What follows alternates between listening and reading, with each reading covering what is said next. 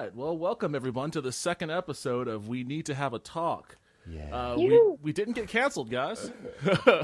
the network saw heard our pilot, and they thought that they wanted to extend us a little. So, huzzah! We're here still. We're working for free. It goes a long way. We're working for peanuts. Well, just to fill everybody in on what the purpose of this show is, we basically watch movies and then review them. It's a crazy concept It's you may not be aware of. Really weird Never concept. heard of that before. Thing is, I like to try to skew the movies towards what I call the bad end of the spectrum, because I think that those are the ones that tend to be a little bit more fun to talk about. But that's not exactly how we operate. Sometimes we pick movies that have been released to critical acclaim, such as the movie we're doing today. But before that, like to introduce you to my crew. We have on guitar Justin Tapp, who's also on voice box. On bass we have Gabriel Sandoval. These guys aren't introducing themselves at all. Hello, I'm John. I'm like, come on, guys. We were trying to recreate the soundtrack of the movie. Yeah. With Justin Oh my God. and Gabriel Sandoval, and over Skype we have Lauren Wells. Hi. So, I'm not eating pasta this time. which is a big The improvement. timing of these recordings always coincides directly with when I get home and I'm super hungry. And I apologize for my less than classy introduction last time. I am actually a very classy gal. All right. Good to know. So We're all about Good to class know. here ourselves. we are not. We're all in our underwear actually right now. But the movie we did today is a movie that came out to tremendous critical acclaim. The 2011 crime thriller Drive, starring Ryan Gosling. Dun, dun. It's currently sits at 93% on Rotten Tomatoes. I know why, too. Which Yeah. Everyone agrees. It was perfect. everyone fucking loves this movie, except me. And it didn't. And I feel like I need to add a disclaimer to the start of this. I didn't pick this movie because I was like, oh, that's going to be bad. I'm going to really, tear into it. That's not at all. Quite the opposite. I went into this movie because we already had our second movie picked out, What was it? In Time with Justin Timberlake. Oh, yeah. The classic. Oh, yeah. I'm going to Yeah. watch that bad boy. Yeah, Oh, came and you out to should. critical acclaim. Yeah. Tune in next time, folks. That's going to be our We should Next also have to movie. watch Logan's Run, though, because that's kind of the thing that inspired it. we would have had to have watched a ton of movies before Drive because there's a lot of inspiration that's being true. pulled in on this That's one. true. But no, I went into it. I pretty much sold myself on the movie before I even seen a trailer. I didn't know what the movie was actually about. But the soundtrack, and I will say the soundtrack to this movie is pretty stellar. The soundtrack is what got me. It was what made me say, you know what, I'm just going to go ahead and watch this movie. So I sat down on one Saturday and I loaded the movie up on my laptop, cooked up a couple of cheeseburgers. I went to the store, got some orange soda because I'm black and all black people have to drink orange soda when they're Damn, you got to watch out with that shit while I'm drinking, bro. I almost just ruined this microphone. This is an expensive one over here. Hey, I'm just letting you know the rules of the road here. I was into it. I was gearing up, and I will say that I do like the movie to an extent. I don't think it's a bad movie, but when I think about the acclaim that it's gotten, it's kind of mystifying to me. I don't quite know exactly where it all comes from. But the movie, if you've ever seen The Driver, or not, yeah, The Driver, 1979. Have you seen that one, Justin? Anybody? Great movie. The opening for Drive is almost, I don't know if this is going to make any sense at all, but it is a truncated / shot-for-shot remake of the opening scene for The Driver. I see. It's almost like the same. It's almost the same setup. I mean, the guy's in a classic muscle car. He's waiting for these two guys to finish a heist. They jump in the back. He starts driving. Police start chasing him. A lot of the shots are the same. They do that same thing where they pull into the garage and turn the lights off and kind of wait for things to boil down a bit. A lot of the same shots.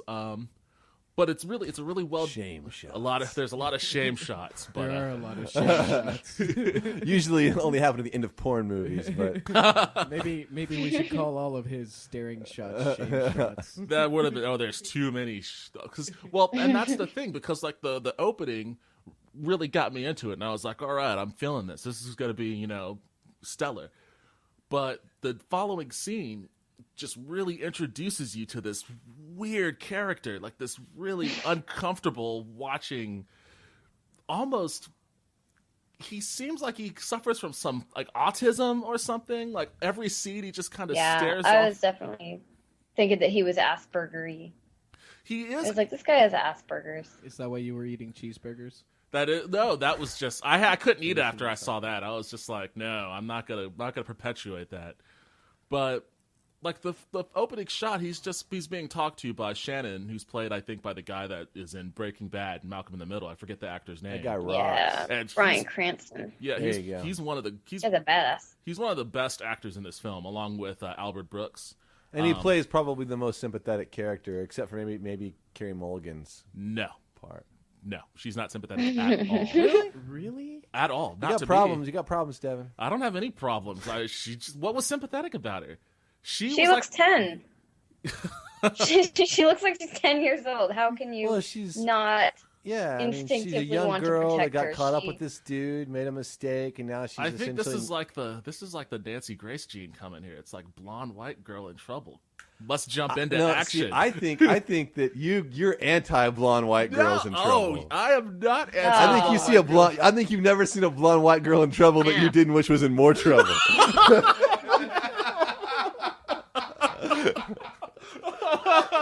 Oh, don't call me out on this, Justin. All right, I'm sorry. don't call me out on that. All right, you're right. I have a problem with blonde white girls. I also have a problem with people that just don't have any.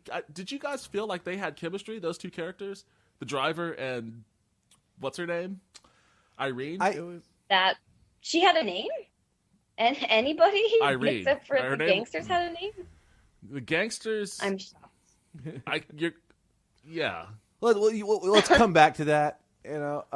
I think that yes, they did have chemistry, but I think the devices that they were using to tell the story of the driver were in some ways so unconventional that it kind of regular concepts of chemistry like we might see in a Tom Hanks movie probably don't apply. Right. It was more like the chemistry that you feel from Maggie Gyllenhaal or something like. Well, it's just that I think that there is a certain, like, the one really reason the driver guy is obviously a violent dude. You know what I mean? And I like the fact that there's no exposition.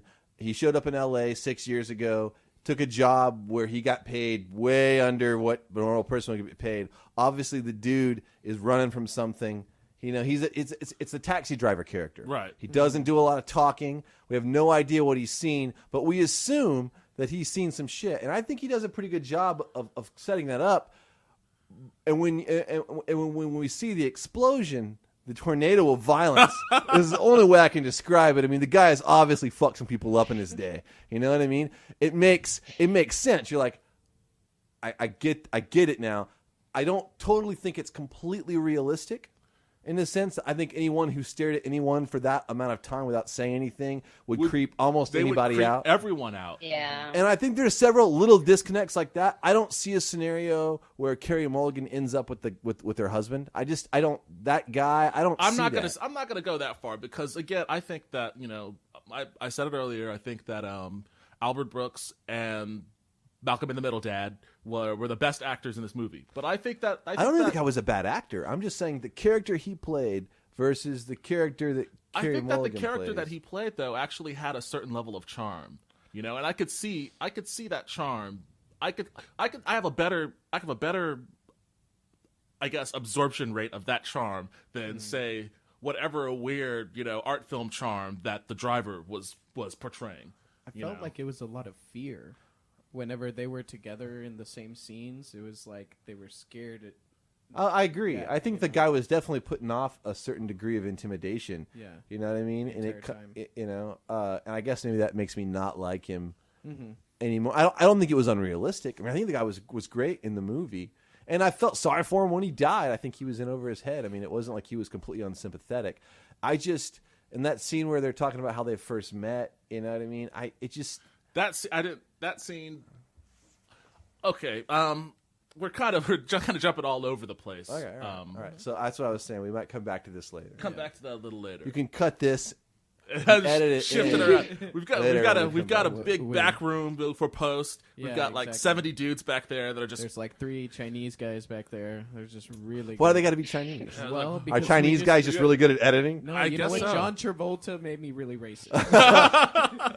You're right. It was me too, honestly. Yeah, I'm not gonna lie. I don't look at Chinese people the same way anymore, Or French people, honestly. or Pakistani. Well, actually, it was Muslims that I really want to hurt after that movie. I don't trust them Don't at trust all. them. Hey, Muslims, you're on notice. I have a really disturbing side note to that whole not trusting Muslim story, but we'll wait for that at the end. No, go ahead. We'll edit it. I'm just has nothing to do with movies, but I get a fucking everyone's got on Facebook. They got those couple of like friends of the family, maybe friends of your parents that are super right wing. You know what I mean? Mm-hmm. And occasionally they'll post some crazy shit, and then a whole bunch of people will respond to that shit, and you'll realize that there's a whole nother parallel reality where these people like they're going to take their country back from somebody. You know what I mean? Yes. And I had that happen this week, and it was really crazy. It was a story about a Muslim man who gets on an airplane, and he's on the airplane, and he's walking down the aisle, and his seat is next to an old lady reading the Bible, an old Caucasian lady reading the Bible, and he says, "Excuse me, stewardess, I cannot sit down. I cannot sit here. I cannot sit next to this infidel." Which we all know this happens all the time. Muslims are constantly not wanting to be anywhere near Christians. That's why they come from their parent country to, the Jesus states of America.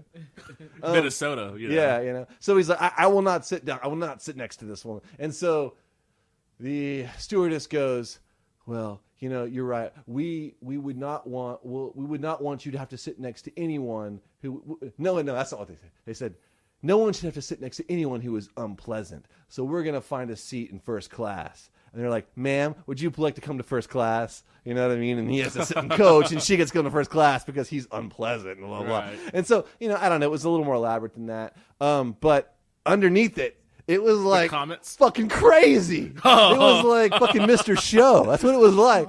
A guy literally said, "We'll take this country back one incident at a time." Whoa! One incident at a time. What does that mean? I have no idea, just but add it was a them all little up. scary. And then one person wrote, God bless this stewardess. This story's true." And they really believe this shit. And I was like, That's because they've never been on a plane.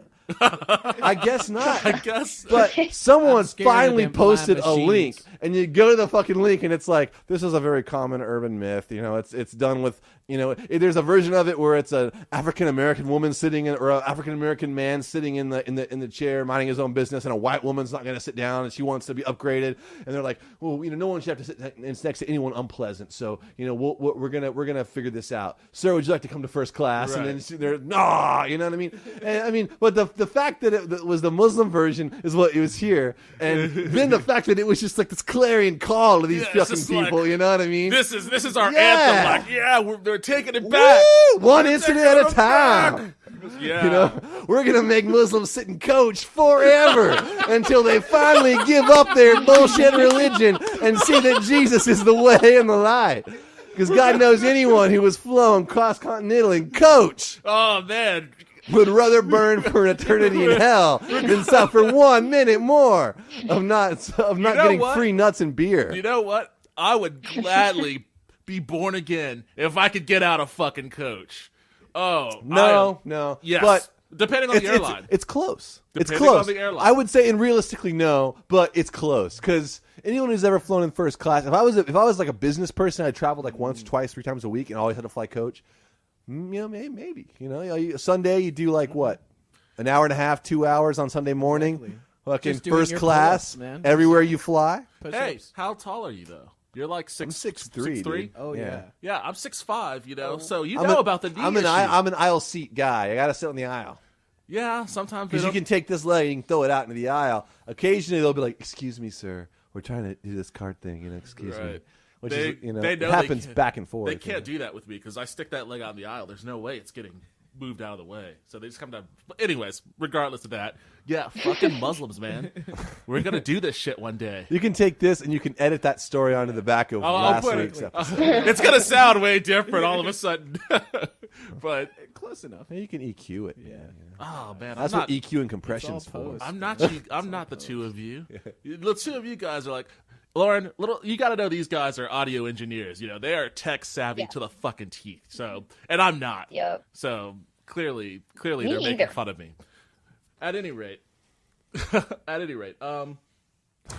the We're not making funny. We're just I that know, we're just that out of touch. I know, I know that's what I'm saying. Just EQ and compress, man. Come on. Oh, what's the That's matter all with you do. Just It's slap like- an 1176 and a pull tech on that bitch, and you're good. It's like that SNL skit with It's the just going to cost you $6,000 to get a really good channel. Yeah, exactly. It's like that SNL skit with the IT guy. Oh, did you delete your cookies? Yeah. Move. All right. All right. And scene. And that's what's going on in Ryan Gosling's head. Yeah. I hope While so. he's just staring at No, a actually, ring. what's going on in Ryan Gosling's head is processing, examining human You're emotions. right. You're right. You're right. You know. There was a little bit of that. Continue on. No, I mean, because his being that kind of weird, I guess, it makes this movie hit or miss, I think. To me, at least. You feel it was risky for him to have that kind of character? I think it was risky to cast, because, originally it was Hugh Jackman that was attached to this role. Really? Yes. Really? Yeah, they wanted Hugh Jackman to play this part. You know what? I read that. He read, like, one of the earlier drafts. Yeah. There were, and that's another thing I think may have shifted what I thought was a lot of discrepancies in this movie. The fact that there were a lot of revisions to the script, like for instance, and okay, we're just jumping all sorts of out of order now, but fuck it, there's no order here. This is all chaos. Well, you're gonna have to listen to this bitch and cut it up and make it make whatever. sense. I'll do that then. Please do. Because there's no order here. The scene where he puts on the Michael Myers mask. It sounds like there was and this is just reading interviews with Gosling and the director Nicholas Winding Refn, a Danish dude. There was an earlier script where there was more of an emphasis placed on the driver being a stuntman. Yeah. And that scene where he puts on the mask was supposed to be, I guess, symbolic of him letting his work, take over his life, like all of the influences of Hollywood and big movies and vigilanteism was supposed to be born So in there's that. supposed to be a commentary there that probably wasn't there the way it was. No, it wasn't there because they were as they were making revisions to the script, they were phasing out more and more of the character being a stuntman, to the point where actually there was a later version of the script where there was no reference at all, but they didn't use that. They went back to the script that they actually ended up shooting off of, where it was mostly phased out, but there was still that scene, one scene at the beginning, and then that mask scene at the end. There's also the scene with the child with the mask. I thought that masks in general were a theme throughout, and it's around Halloween because you see in the background that there's the Goodwill Halloween banners and things I like didn't that. see. I didn't. Pick Oh, up I on didn't that. notice that. Yeah, either. there's lots of little references to it, kind of being like a horror flick. Like kind of a. Oh boy, really? Did not see that. And I thought that, and especially at the end where he's Michael Myers and he's chasing him towards the there was definitely elements at the end once shit hits the fan where it's like, okay, this movie is like, if Michael Myers took off the mask and tried to be a normal person, but like got caught up in some mob shit, I mean, I don't know. Maybe it was. Maybe they were trying to say. I think the mask. It's hard to know sometimes when you get these remnants of previous stories. I mean, we referenced this last time with the vase. We had issues with the vase seeming out of place. The mask definitely seems like it was ruins of an earlier civilization of the script. You know what I mean? It was the Parthenon of a previous draft. It was Right. left in the And fade. yeah, I wonder why they let that through the cutting room floor though. Like how could somebody be like, cut, hey, Nick, great scene, but yeah, that doesn't make any fucking sense anymore. I think the idea might be that there's a cinematic value to it. It just looks fucking creepy. It looks cool. You know what I mean? Which, you know, it looks pretty fucking cold blooded. You know creepy. what I'm saying? It does look creepy. There's a lot of gratuitous. I mean, they're driving around doing like, you know, donuts and crazy flips and stuff. It's very Hollywood. But I mean, yeah, totally. But maybe it's also a commentary on, or drawing parallels on that this is the real shit. You know what I mean? It's like there's no Michael Myers out there to fucking kill you. What there are is a bunch of dumbass thugs who will fucking murder somebody over $20,000. You know what I mean? It could be an idea that, you know, this is and a deal where the character himself is a fucking monster. You know what I mean? We have no idea where this guy comes from. We don't know. You know what I mean? Maybe when he puts the mask on, that's the real guy. Maybe it's not. You know what I mean? It's the guy we see with Ryan Gosling's face that looks, you know, kind of weird but generally friendly and affable is not the character underneath. The character underneath is the guy in the mask. Right. You know what I mean? It's obvious they were trying to, you know, pull that. I think that they definitely set up the character to be portrayed as, you know, more than meets the eye. You know, this guy's definitely not completely all there. I really do think there are a lot of Transformers references in the this movie, especially in the music. The soundtrack is awesome. You know? Well, I you know, it's funny. I think the soundtrack is cool, but I think it's not obvious, and it's even like it's kind of a weird choice. You know what I mean? I mean, I think that if you looked at the movie just at face value, it's a weird choice. I don't think it's that weird at face value. Well, no, I think that if you imagine the movie as what it is, it's a fucking crime story. You know what I mean? About essentially, it's a heist movie. You know what I mean? Right. With a twist. You know what I mean? And to have all this, you know, this really You kind mean that it's Taxi Driver meets Halloween? yeah. No, actually, what it is. It's the driver meets Halloween with a little bit of Bangkok Dangerous. Like if you've ever seen the original Pang Brothers Bangkok Dangerous, I found myself drawing a lot of similarities between those two movies that made me realize, because like that's another movie that does like this guy is a monster. There's a monster underneath the man. Yeah. Only it was it kind of portrayed it a little bit different. Or Cronenberg's History of Violence. Have not seen that. Well, that's a similar setup. Yeah, the guy is. you would like that one. He's done some fucked up shit, and now he's just a regular guy and everything. You know what I mean? Although he's straight up, it's more of a surprise in the sense because, you know, he seems for the most part, you know, he works in the diner. It was a little bit of a surprise in this movie. I would say that like when that I didn't you had already had read that the movie gets ultra violent, but I didn't know that. So when that motel scene happened, to me the only thing that was as stark as that was the gunshot to the Pakistani chick's head from Paris. But the difference is like there was a bank heist that at least, you know, got me amped up knowing that action is happening. Well, the thing about this movie, I think that I didn't know that it was he was violent. I knew I thought he it was, goes out of the way to kind of express that he might be anti-violent because like when he's talking to Cook, he's like, I don't carry a gun. So I was like, oh, okay, so this guy's opposed to killing. Yeah, or just Wrong. he doesn't get Wrong. Yeah, he doesn't get involved. But I knew when he put the gloves on. You know what I mean? With Christina Hendricks in the room, and the gloves come on, I knew that okay, we're about to see the heart of darkness here. This guy he's about to let, you know, his true self out. How can you hurt her? She's so pretty. This is a situation where I feel like maybe Hugh Jackman would have actually been more convincing to me because like there was that scene in the diner where he's sitting there and that guy walks up and he's like, how about you get out of my face or I'll kick your teeth down. That was a throat. strange scene. I don't think it was needed personally. Yeah. It wasn't needed, but I think it was just to kind of give us a little gradual ease into like, you know, a peek under the hood, right, to keep the car metaphors going. You know, if they wanted to do that, Drive. You get out of my face, or we're gonna go for a drive. Exactly. What do we do now? We drive. We've been doing drive catchphrases all night, so you're gonna have to catch up. Oh, I see. You have to throw some drive catchphrases out there too. But yeah, that scene. Would you I don't know say he whether I was remember. driven to violence? Yeah, You're driving me out of my mind. exactly. You're driving me to drive. But And believe me, you won't like when we drive. There was a shift. Exactly. I'm about to shift your insides. whoa. 3 inches to the right. Let's put on the brakes there. I'm about to drive all the blood out of your body. But at that scene, though, it was like when he says to this dude, get out of my face, or I'm gonna kick your teeth down your throat. I wanted that guy to be like, "Don't buy it, bro.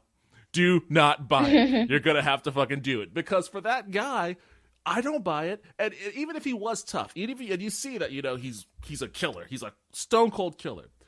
But people would challenge him on that. He's not Danny Trejo. Some would, some wouldn't. The people that are involved in this LA mobster underworld would. And they all do. No, but that guy at the diner probably would have too. No, that guy was a lot of talk, man. I got the vibe. They cast that guy right. I don't think that scene made a lot of sense, but I got why the guy just basically backed off. It was more than he wanted to deal with, and he'd been in the car with this guy. He'd seen this guy in action, knew he was a badass driver. So badass, in fact, that the next thing they did, where they didn't use him, that guy fucking went to jail, and his brother got fucking killed. So he knew he was dealing with someone who knew his shit, and he just thought, fuck it, I'm out of here. I don't want to. It's more trouble than I want to deal with. The guy's obviously probably on parole or something, but he can't be getting in a fight in a diner. I will be more than willing to take that as the answer over, Ryan Gosling just scares the shit out of me. Well, I think the idea is that they're just trying to kind of like give us a little bit of a I don't even know why. I don't really know why they give us a taste of what's coming. I guess that they probably felt that it was too subtle because the things that they were doing, like whenever they were watching the movie and he was like, the bad guy, he looks like a bad guy. I mean, look at him. He's a shark. They kept on making these like animal references and things like that. And the scorpion, like you never expect the sting of a scorpion. Like that's a good pickup on the dialogue on the couch. Thing, that was good. Yeah, like, all sharks are bad. He's like, yeah, and he's right. You know what I'm saying? When it comes right down to it, it doesn't mean that a shark doesn't have a soft side, but at the end of the day, it's a shark. You know what I mean? Exactly. He's stomping on some guy's head until it's just fucking jello down there. You know what I mean?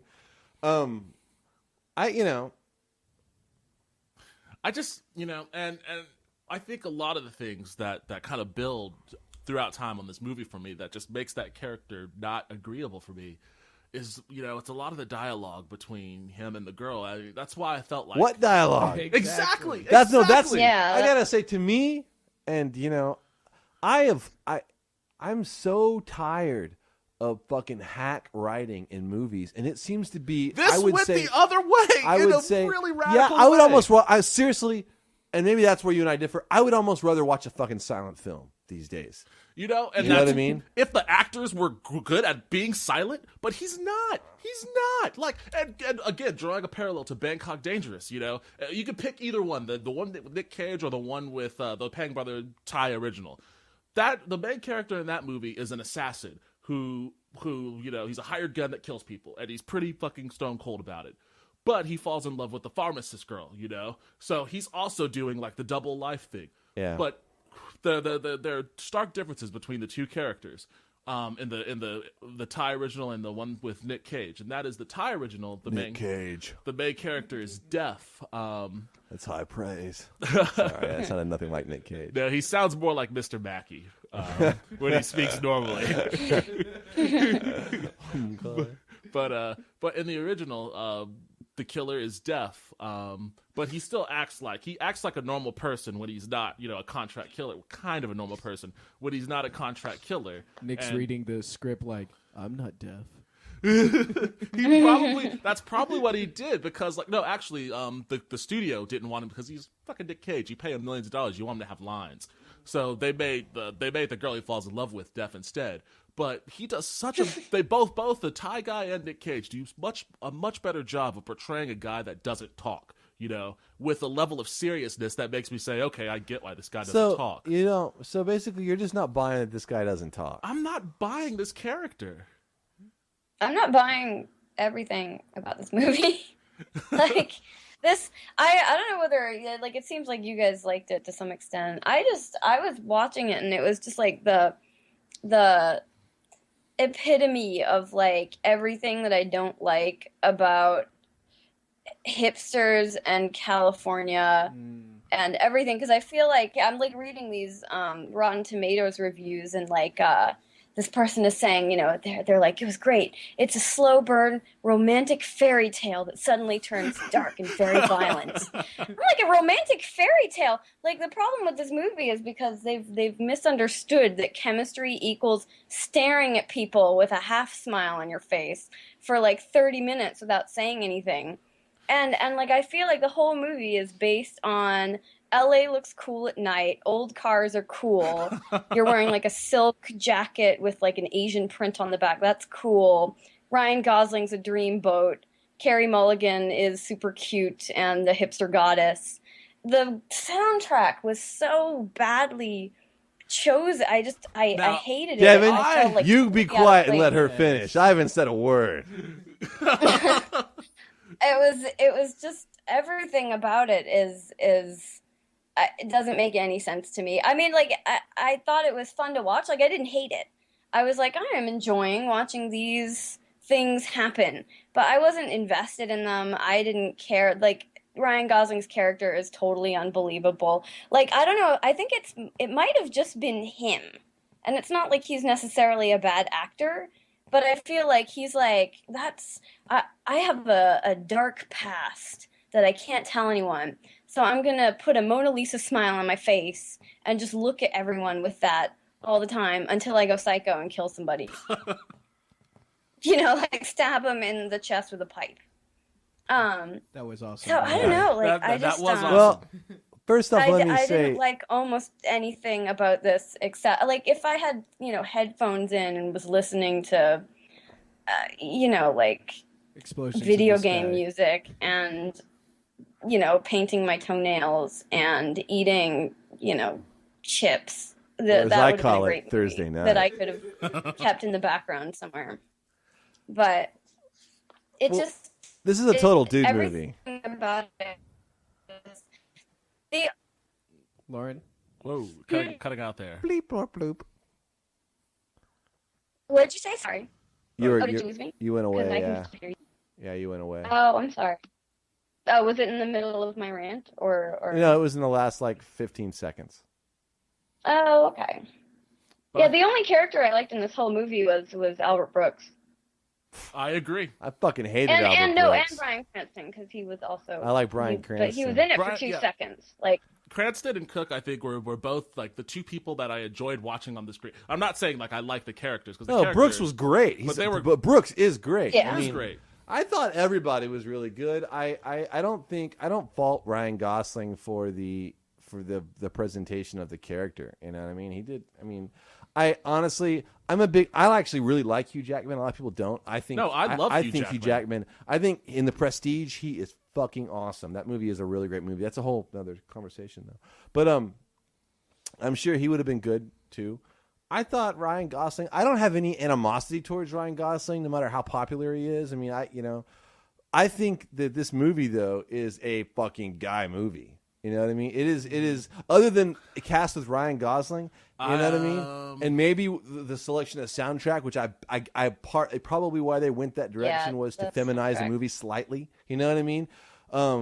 I think that this is a movie about fucking cars and violence and robbery. You know what I mean? I wish and the the fucking they romance. could have done it much The better, romance though, is I just feel a like. little bit. You know what I mean? It is They just a give little bit. they give us just a little bit of hint of it before they fucking start killing people, and then it's just about revenge, and that's probably why I liked it so much. You know I what I wish mean? that the movie had a bigger budget because like because it is. I would have ruined it. No, I don't But think then it would Nick have. Cage would have been in it. Yeah, No, I honestly, don't Devin. think- no, I mean, like what? No. Name a movie that does this that you feel with a bigger budget that it's better than this movie. I don't. Well, that like, the stark difference is the very foundation of your question. I think less of this movie than you do.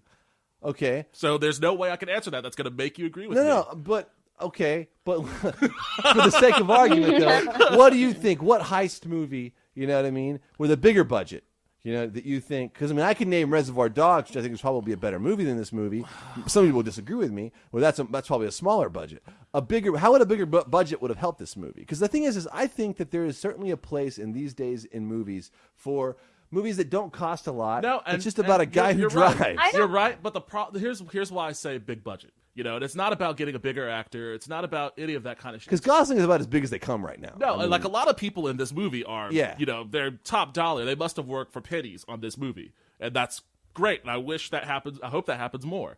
The reason why I say I wish that it had a bigger budget is because I don't. And you say it's a guy movie, you know, but it never felt like that to me because it felt like it lacked that.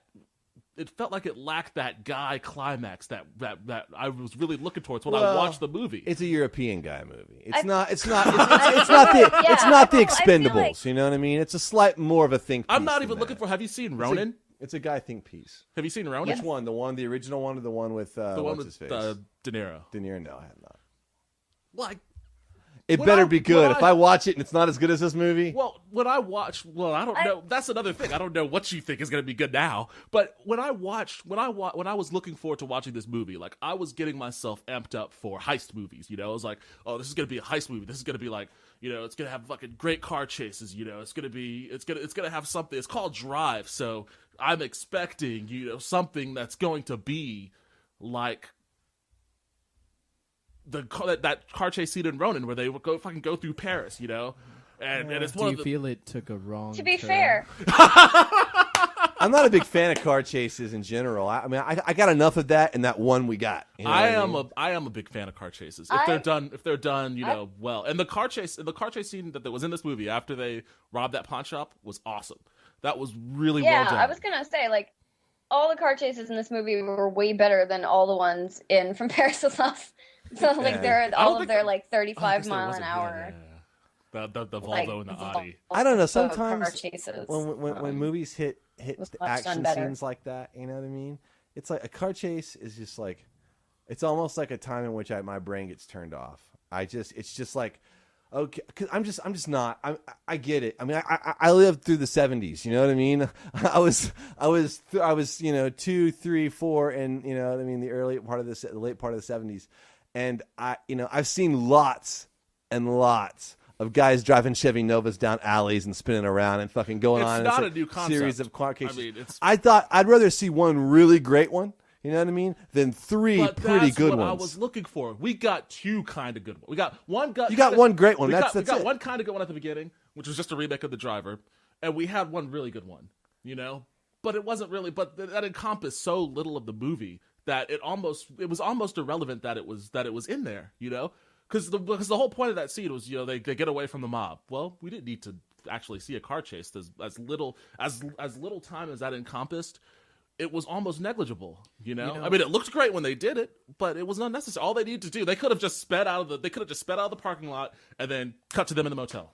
Well, all of the trailers kind of led you to believe that it was gonna be an action film. And you know what? All of my guy friends were just like, this movie, it's gonna be all about driving and blah blah and like shooting See, stuff that's the and thing. killing everybody. I knew that movie was going to be fucking weird. I could tell right from the commercial because they would just show the fucking like logo and it was like written in a weird like fucking hot pink lipstick and it was like Right. bow drive. I knew this movie was going to be fucking weird. It wasn't going to be what I expected. I was amazed that it had violence in it. I thought it was going to be like, you know what I mean? I was amazed by that fucking too. really glossy Vaseline shots of Ryan Gosling turning to the camera going, I drive. You know what I mean? I'm trying to find my notebook. Yeah, you know. What do you want me to put? God, baby. Man, no, but No, I if feel they like- had, I'm sorry, you go. Oh, no, I was just gonna say, like you were saying, you know, could this have been done better with a bigger budget? And I literally don't think that they would have wanted a bigger, but you know, like these people must have worked for pennies or something. I think the whole idea was just to make an indie movie that had some like action elements, that had some good looking stuff. Like I don't think that there was any substance.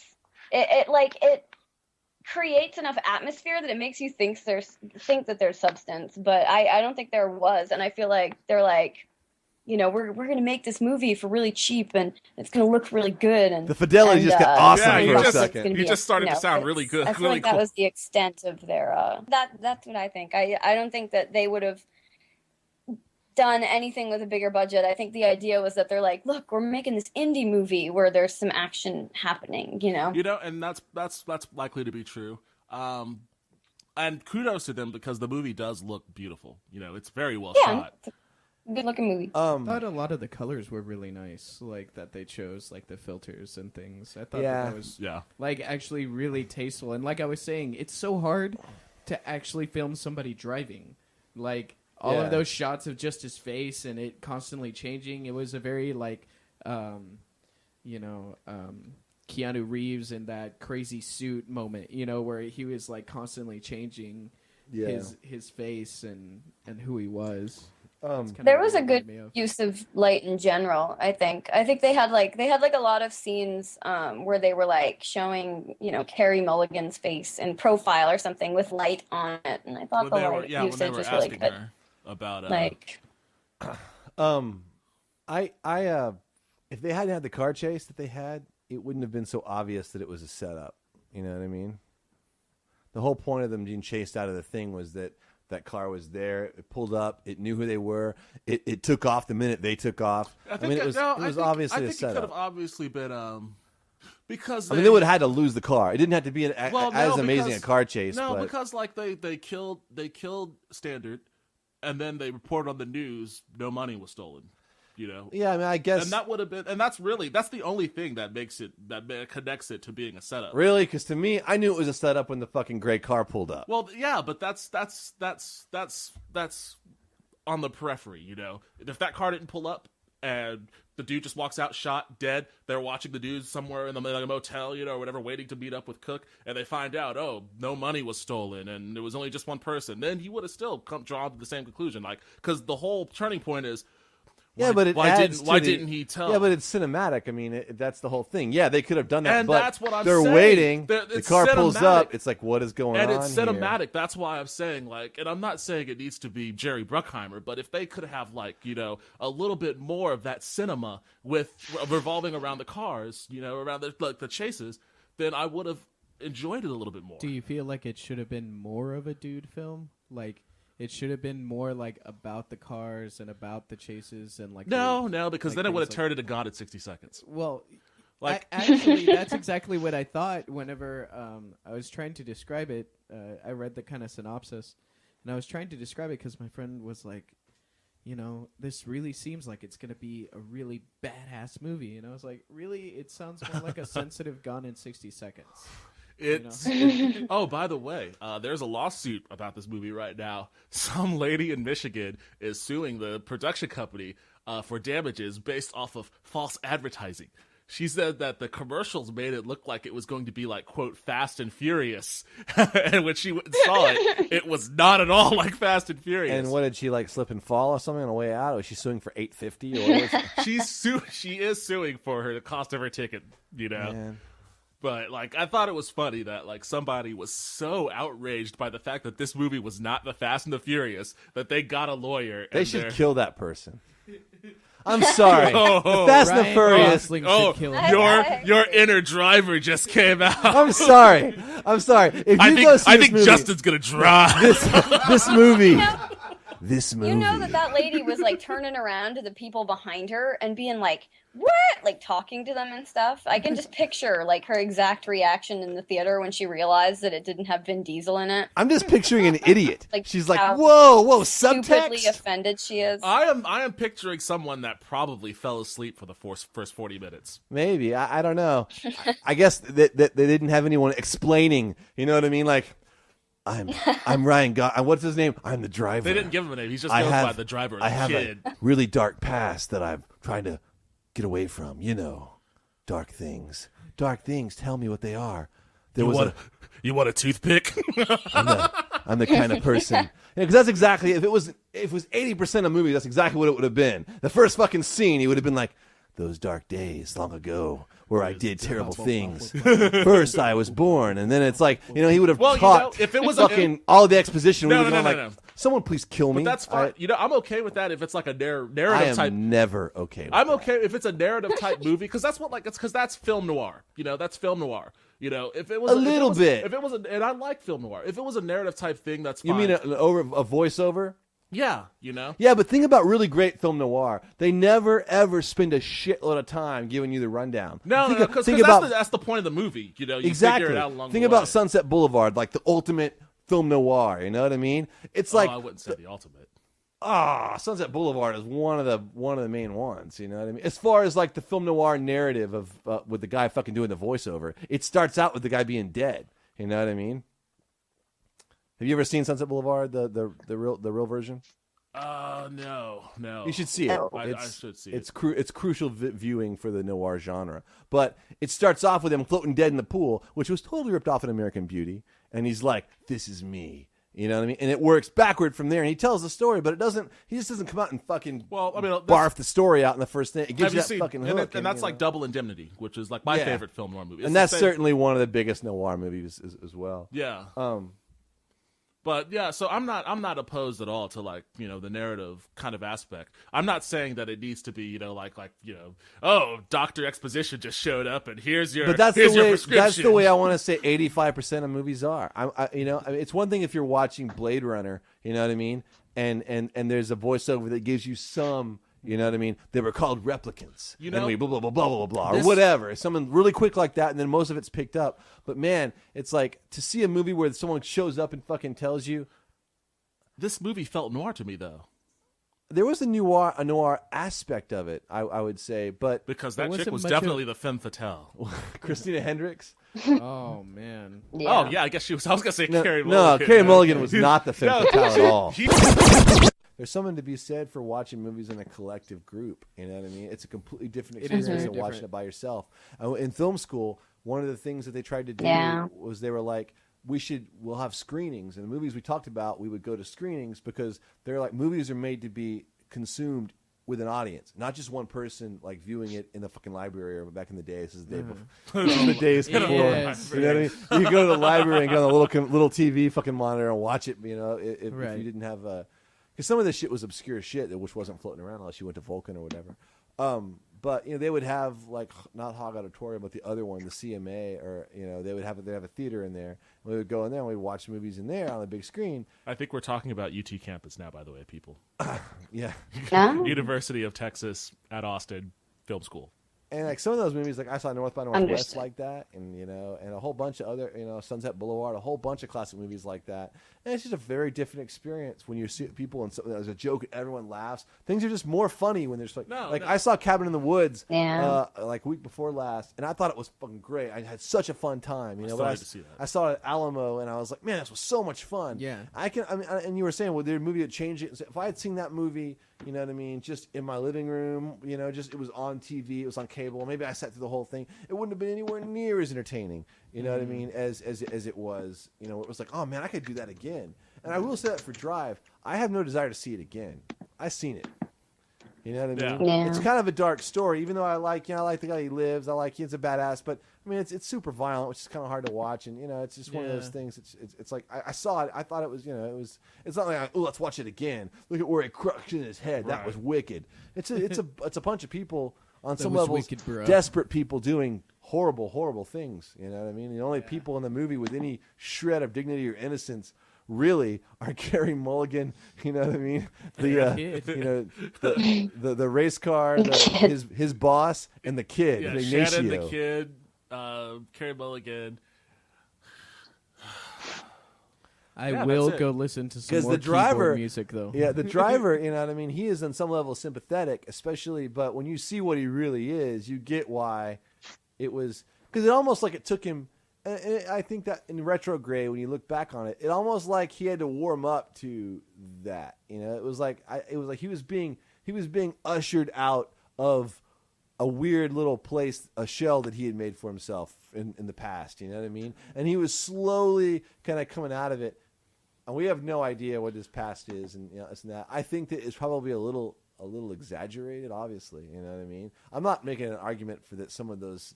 I mean, every person I talked to about that movie that weren't just like, it was fucking badass. And a lot of times it's film people that think, like, the guy I work with, he was like, have you seen Drive? It's fucking badass. The movie was so badass. And I hadn't seen it yet. I was like, I haven't seen it yet. You know, and he said, I want to have music like that for my thing.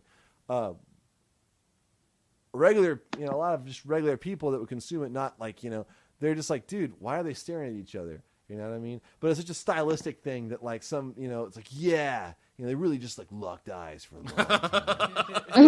I mean, I think as a mechanic, the 15th take as right a mechanic, there. Yeah. As a mechanic, it got a little old, a little quick. It got very old, very quick. I mean, it's like at the end of fucking Lord of the Rings, where they stare at each other longingly. It wasn't just the staring; it was a lot of the body language too. Like he moved like the T-1000, like when he walked out of like the grocery store, but he puts the bag on the car. He stops, and then he mechanically like puts the bag, mechanically turns. Yeah. He doesn't like, oh, I'm gonna start walking to the left now, and starts moving like a normal body would. He stops, pivots, and then walks straight like he's gonna fucking turn his arm into a knife and kill this girl. So I was gonna and say, there's a lot of that body language, throughout this movie. I knew this guy. I was growing up with this guy who was really, really quiet, and he was like that guy, athletic and very, just super quiet. Like never really talked. Whenever you would talk to him, he just always had that same kind of like. Like he would even go out of his way to not say words. And he and I kind of learned guitar together, and he was like really into metal, and that was kind of his thing, blah, blah, blah. And eventually he ended up becoming like a firefighter. But that character reminded me a lot of that. Like obviously he had a lot of this energy. He really wanted to be outside. He really wanted to go like, blah, blah, blah, like go do things, and like, his persona, his actual personality didn't match how violent or how active he needed to be. So he needed to find a way to get that exactly. out. Yeah. So like that's kind of what it, and that's why I kind of understood what he was trying to go for. Kind of like. Yeah, I got the impression that probably this isn't the first time that he's seen a bunch of people that he cared about be destroyed by the shit that he fucking got involved in. Yeah. You know what I mean? And that's why he moves through the world so mechanically. He's in a way a lot of the parts of himself that that feel and that are open to those things have been so atrophied as to everything about the guy's mechanical. You have a 5-minute window. I mean it's all real obvious. It was all rote. After that I'm gone. Right. These are the regimented things that he is. He's in a weird way. He's in survival mode, and you just kind of start to see him come out of it. He doesn't even come completely out of it at all. He just starts to come out of it. You know what I mean? And then when he tells her those were the best days of my life, you know what I mean? He gives you another, another light. That was just a little, because they went out on one date and they didn't kiss or anything. They just went out and did it, And he's like, and she's like, my husband's coming back in a couple of days, and and it was all very much, PG or G rated. Right. You know what I mean? And so it's one of these things where the guy is a. He's in the words of Obi-Wan Kenobi, he's more machine now than man. Twisted. He's and more evil. machine now than man. Yeah. But like Vader, there was still some good in him. Deep down inside. Yeah, but he has no problem going to the dark side when he needs to. He fucking pulled that curtain rod off of that window, and he went to goddamn town on that dude. Dude, I gotta hand it to him though. I mean, he was under the gun. That guy had a fucking shotgun. He punched him a couple times, and then fucking went in for the kill. Yeah, he was on top of it. Badass. That scene, and that's another moment. Like he pushes that girl in the bed. He's like, bitch slaps her, and he's like, "You're gonna tell me, or I'm gonna hurt you." And I really wanted her to say, "Not buying it, bro. Not buying it." Like he actually was a little bit more threatening and imposing in that scene than he had been at any other point in the because movie. Of those gloves that But it was the gloves. It was like I'm gonna very calmly put on these gloves. I'm gonna put the chain on the door, and then I'm gonna saunter. When the chain went on the door, I knew she was really in for it. Honestly, she got off pretty easy. It was just she get shot in the head, but as far as he was concerned, that was this movie's first introduction into true violence, and you see a head just like open up like a Gallagher hitting a watermelon. It was so unreal. I gotta say though, as an action guy, a character in a movie, he must have been through some shit because he had a fucking sixth sense for when shit was about to hit the fan. You know what I mean? He got that text. He got that text on that phone, Yeah. and he was like, and then the shadow moved across the thing, and it was just like he was like in the fucking mattress went up and the down. He was ready for that fucking guy. Had a couple of seconds of thinking about it. You know what I mean? And he like got behind the door, and the guy came through, and it was fucking over. That guy was, you got to think, did he decide to use the curtain rod? I mean, it almost seems the guy had a military background. That's like what a classic like Yes. Navy SEAL guy would do. It'd be like it's very very the transporter of him, like you know Jason what I mean? Statham. He's like, okay, I'm in a situation. How many guys? I've got at least 2 guys. I've got a guy coming through the window. He's armed with a shotgun. I'm going to need a weapon. What have I got? I've got the curtain rod. Okay, I'm going to do this. You see him almost kind of like make those kind of calculations and then duck back into the corner. And then when he did it, it was like there was no hesitation. It was like dead. Guy was over. The guy comes through. He was already waiting with the shotgun. Boom. The guy got one shot off before he was fucking street pizza. You know what I mean?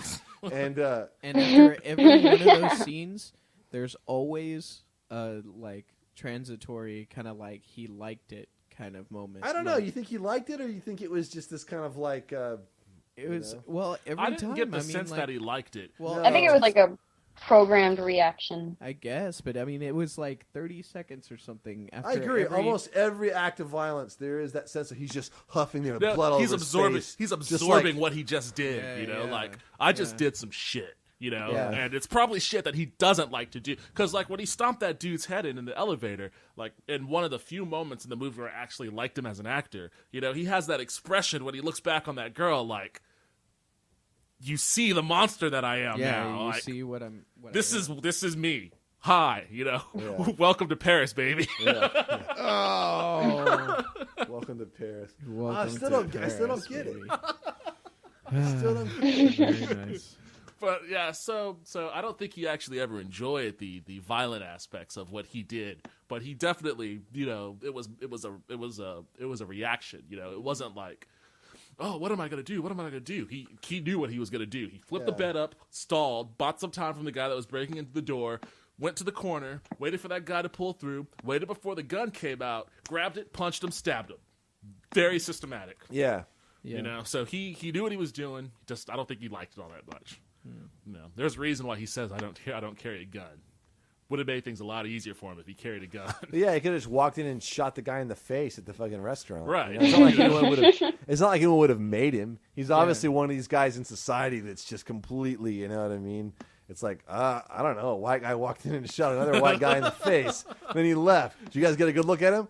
Well, he was blonde. He had a mask. And, He had that mask on. When he walked up to Nino's, he had that fucking bald I don't man mean mask. Nino's. I mean when he walked into the Great Wall and sat down and Yeah. talked to the Oh, guy. when he walked- He could have just walked right up to him and Well, did he him like... could have walked into Nino's too and did the same thing. Well, there were a lot of people in there. Yeah, but again, it was some dude with a mask. Yeah. And a I really think- bloody silver I scorpion think jacket. he wanted. I personally think that he wanted that guy.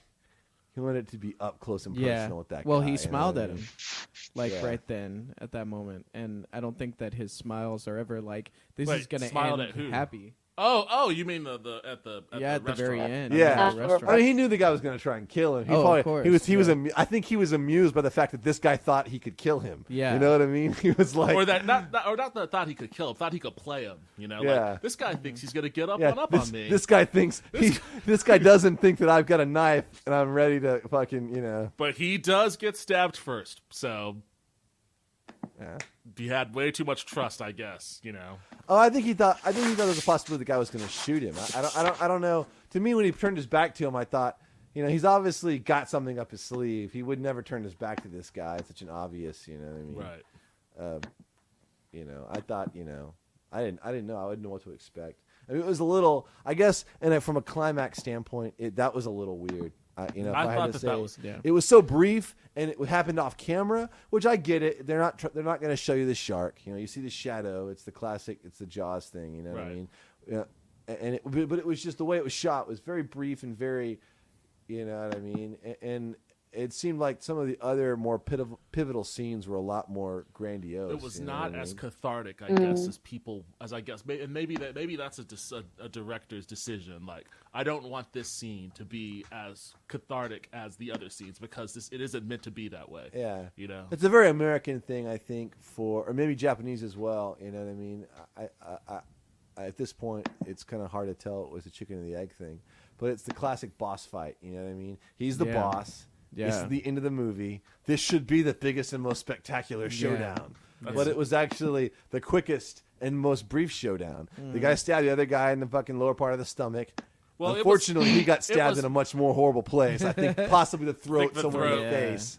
You know what I mean? There was no difference between his encounter with that guy and the encounter with any other person he fought. I mean, the two dudes in the motel put up more of a fight than anyone else, but he killed everybody with the same level. I don't know. The guy that got drowned. Yeah, the guy that got drowned in the fucking ocean. That was a little more elaborate. You know, he knocked him down. He fucking the guy saw him and thought, "Okay, I'm gonna go." Standing there like Michael Myers. Yeah, I'm gonna go out to sea. Like, I'm taking my chance with the open ocean. Hey, why are you walking towards the ocean? It's like, fucking, why are you dressed like Michael Myers? You know? The funny thing is, the guy acted like such a badass too. You know, you think that the guy, you know what I mean, would at least try to get up and fight. You know what I mean? But he didn't. He fucking. And I was expecting because he's supposed to. He's huge. He's huge, and he's like the guy. You know, like more so than Albert Brooks' character because he's the one that stole the money. He's the one that orchestrated this whole thing. He was. So I was like, oh, this guy's got to have a gun on him. Yeah, I'm surprised he didn't have a gun, or maybe he did, and he couldn't draw it or was too scared. Who fucking knows? Maybe he thought he could get away. He was the stupid one, I thought. Yeah, he was definitely like, you know, they were like, "Oh, why are you so stupid?" And then I'm like, "Well, even though he's like physically bigger and looks like he could beat you up, he's just a dumb one." So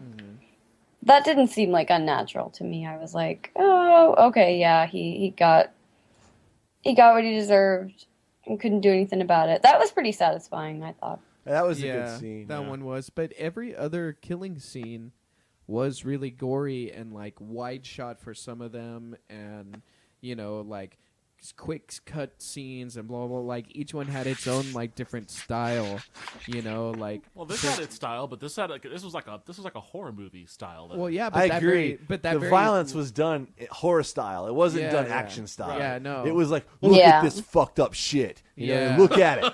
You know what I mean? Yeah. It was disturbing. You know. Yeah. Right. Yeah, and then at the very end, it was just this is what it looked. Bam! Somebody stabbed. That's it. Stab, dead. Yeah. Stare at Ryan Gosling's face for about 30 seconds. 30 seconds. And then he drives off. Yeah. It's the night. Yeah, I thought they were just gonna fade. You know, and then he blinks and he drives off. Yeah, it shows him much later, and I guess he's fine. He's just I thought that's where it was gonna end. Like, I really thought that's where I'm glad it didn't. That was, yeah. you know, I think that was the people that wanted to get up in the theater and leave a little earlier. Like, fuck it, we're out. This is like, all right, now the last 10 seconds, this is just for you guys that stayed. Yeah, exactly. The driver drives away. It's the night. I think it would be completely pointless to make a sequel to the movie, though. It's like, you know. It sounds like that's what they want to do. Well, I mean, it was successful. So it made $75 million. Yeah. On a $15 million budget. Wow. Yeah, that's really good. That is the kind of money that you like to see when you want a sequel called Driven. You know, right. They already exposed the character. You know, I mean, they may not. The cat's out of the bag. It's done. Yeah, so I don't know what the sequel. Now we need Vin Diesel. You know, to train him, or The Rock. It's gonna be the now driver he can find versus another The Rock. white woman to protect. Yeah, that was, you know what, and I'll give this to Katie Mulligan. She was cute as a button. You know what I mean? It's like totally. She is cute as a button.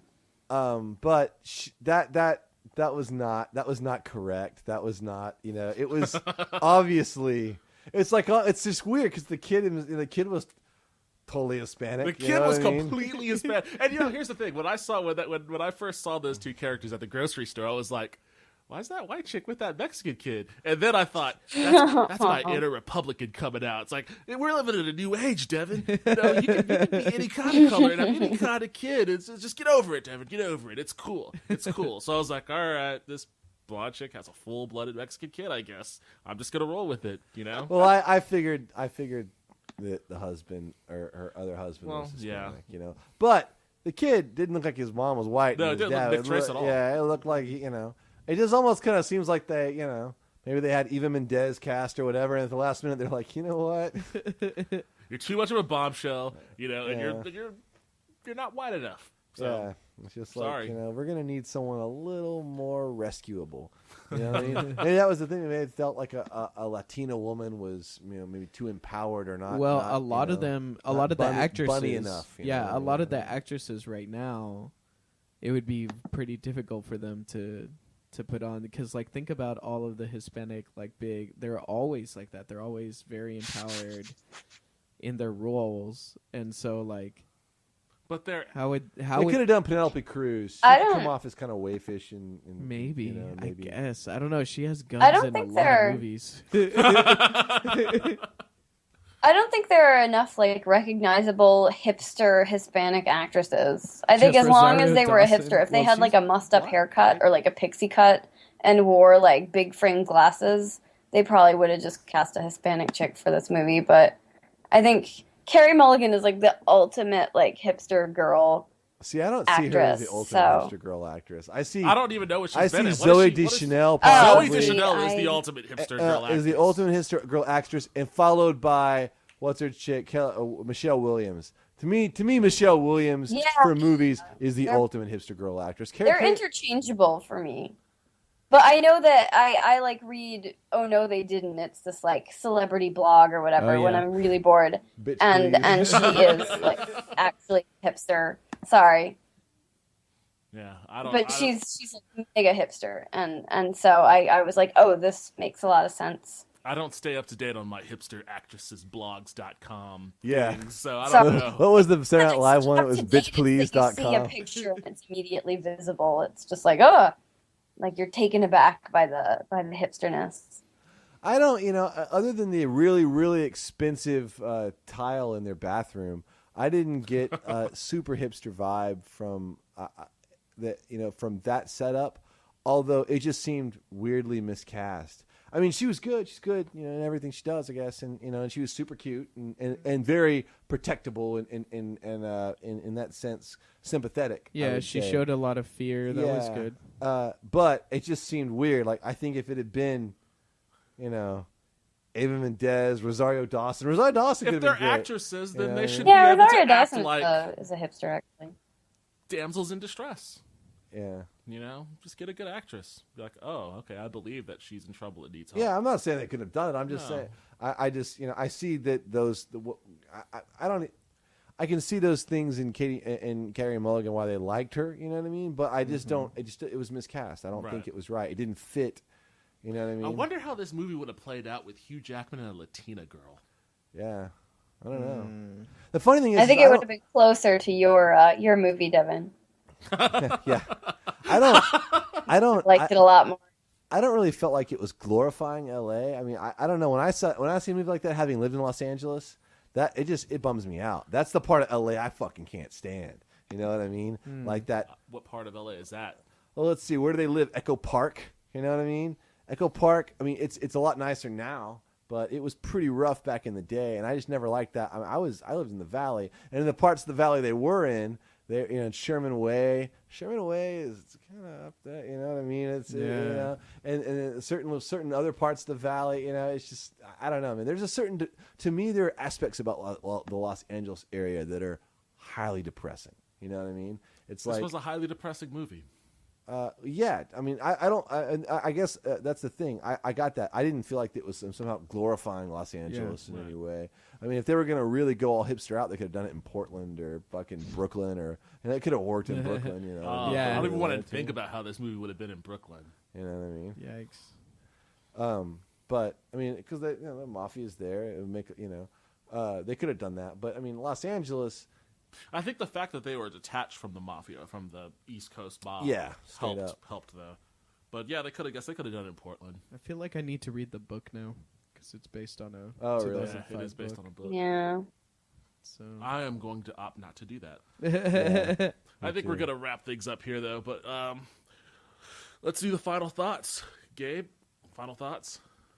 I'm gonna go back with a glass of whiskey, and with a big subwoofer.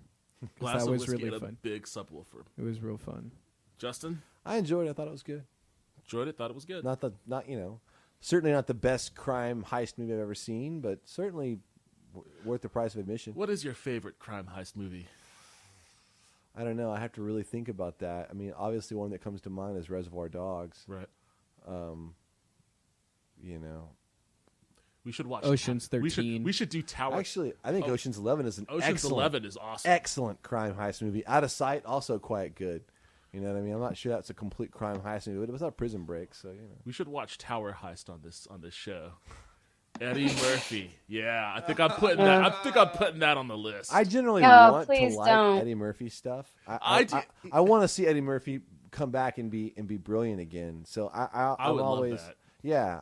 I mean, I don't think Tower Heist is it. maybe not. But the thing is, I will go into that movie wanting to like it. You know what I mean? I'm putting it on the list, Lauren. Get ready for it.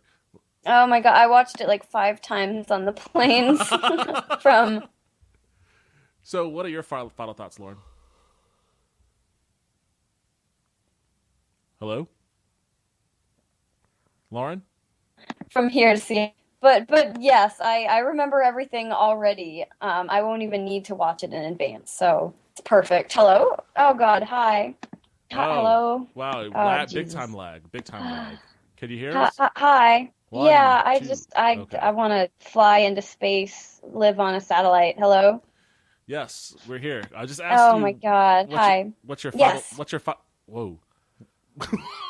all your dialogue is coming in at once, so it's like we're hearing multiple views Oh, saying sorry. things. Yes, yeah. I was trying to hold The a sound of me conversation, and it was very confusing. I thought that you had like your drugs had just finally kicked in. It sounds like a girl robot who's malfunctioning. You know? Hold yes, oh God, and then like yes and oh God at the same time. That guy has. I want to be on a satellite. Right? Satellite. Yeah. Oh, Jesus. Sorry. You guys must think I'm a total creepazoid. I'm sorry. Close. What are your final Aw. thoughts on the movie, though? I don't know. I didn't think it was not fun to watch.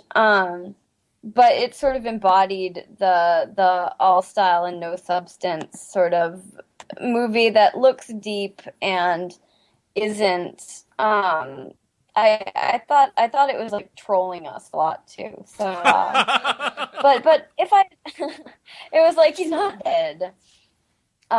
He's crazy, but I don't know. It was all right. It wasn't a total waste of my time. Okay, well, If that's any recommendation. that's some kind of a recommendation. My final thoughts. I went into this movie expecting it to be phenomenal. I only thought that it was okay.